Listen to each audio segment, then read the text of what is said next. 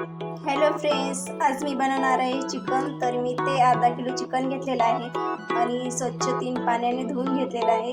तर मी झणझणीत गावरान पद्धतीने कसं चिकन करायचं ती दाखवणार आहे.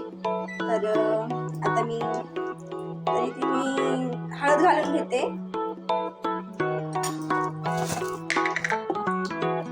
मीठ घालते आणि हळद आणि मीठ चिकनला मस्त लावून घ्यायचं.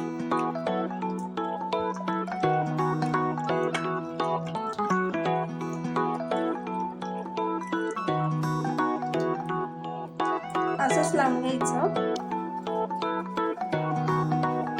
मी चमचाभर तेल घालून घेते. मी तेलामध्ये हे चिकन घालून घेणार आहे. तर मी हे चिकन 10 ते 15 मिनिटं वाफवून घेणार आहे.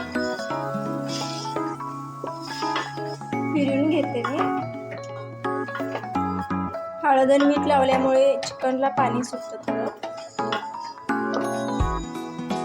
10 ते 15 मिनिट मी असं झाकून ठेवणार आहे.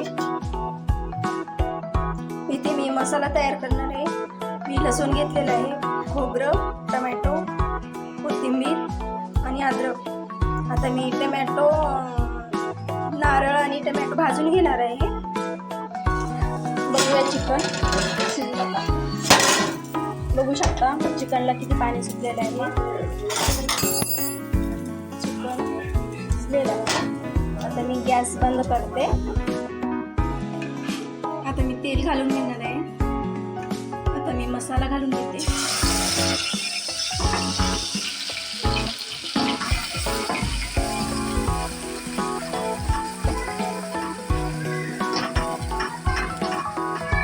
मसाला तेलामध्ये मस्त परतून घ्यायचा, तेल सुटेपर्यंत.